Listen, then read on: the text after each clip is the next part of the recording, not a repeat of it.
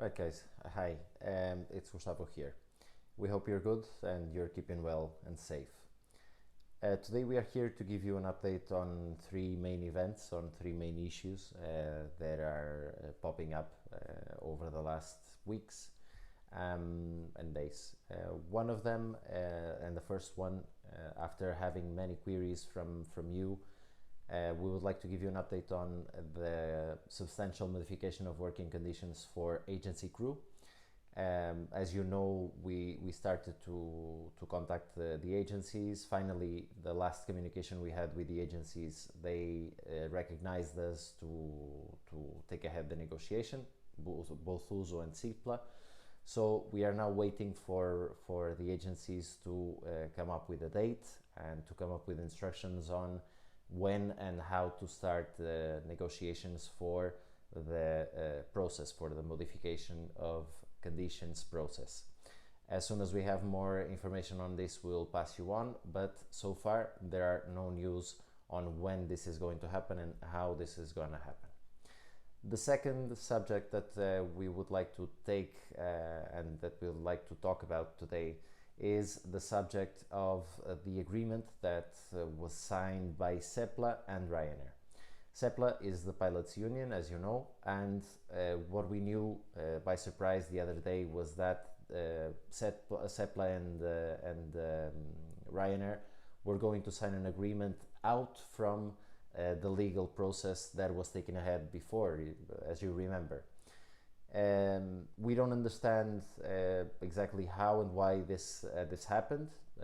If it is a good agreement, we are obviously happy for our pilot colleagues.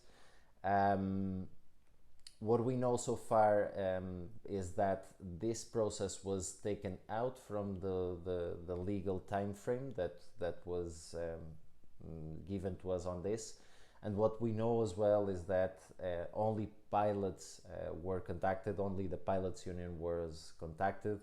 Both USO and SITCPLA were not contacted by Ryanair to take ahead any kind of negotiation after the 15 days time frame that we were given to negotiate the new conditions, the modification of the working conditions that we had before. Because of that, as you know, we took ahead a process to challenge this in a court of law, because Ryanair just imposed as they could. They imposed the measures, which for us, although we understand the difficulty of the moment, because it's clear that is a difficult time for every single airline.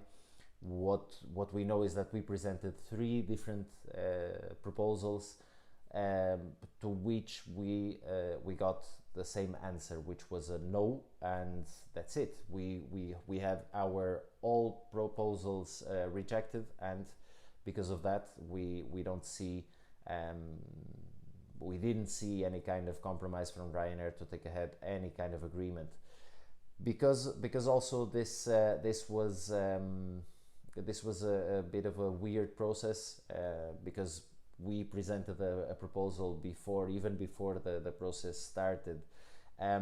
We were expecting Ryanair to come up with some sensible attitude on during the negotiations, although what we saw was that Ryanair preferred to take ahead and to carry on with the exact same approach as they had before, and just to present their proposals, and we either would accept their proposals or they would reject ours, and that's it. And this is, under our opinion, is not any kind of negotiation whatsoever. So because of that, we took the matters now to a court of law, and we'll see what happens out from that process. So the third issue was about the ERTE, both in the Canary Islands and in Girona, together with some other cases of people that were not included in the first ERTE. And Ryanair, what they decided to do this morning was to post a text on Fleet Tweet saying that clearly the ones to blame on this ERTE being rejected were USO and SITCPLA. But this is completely false. This is an attack towards the unions, and not only towards the unions, also towards the crew that are in the Canary Islands and in Girona, and a few others that were not included in the first ERTE. Why? Because the one authority that rejected this was the Ministry of Labour, not Uso and SITCPLA, not the crew from the Canary Islands and Girona. It was actually the Ministry of Labour that said clearly that this ERTE was a fraud. So how in the world can a company like Ryanair say that Uso and SITCPLA are the ones to blame for this ERTE to be considered a fraud? Did we lose our minds? I think so. I think some people in the headquarters in Ryanair are, and I must say it clearly, they are not fit for their jobs. They are losing the grip on all of this, and they seriously need to move away from the future of Ryanair, because the only thing they are doing is they are basically destructing the bright future that we have ahead. So a clear message, not only for you, but also for everyone in Ryanair, and also for the Ryanair shareholders, needs to be that there are people in the headquarters, there are people, there are directors, there are chief officers that are not fit for their jobs. They need to go away. They need to move away from the future that we are trying to build, that we are not trying to construct, especially in a moment like this one. The future that lies ahead needs responsible people, needs people that are able to dialogue, people that are able to understand that whenever they do something that is wrong, it's not the other people's fault, but their own fault. And there are people in Ryanair, there are people in the headquarters that still didn't understand this. What we need also to have in mind is that Ryanair leaves, once again, as usual, a threat on this message. And they say that because of the action of both Uso and SITCPLA, now it seems that the bases in Spain are under threat, are not productive enough or not efficient enough. I don't recall the exact words, but they leave once again the threat underlined. And to this, our answer is very clear.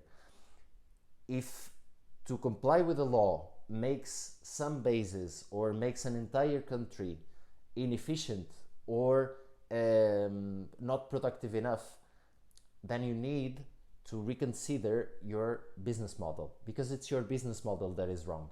It's not the laws of the country that are wrong, it's not the unions that are wrong, it's not the people that are wrong.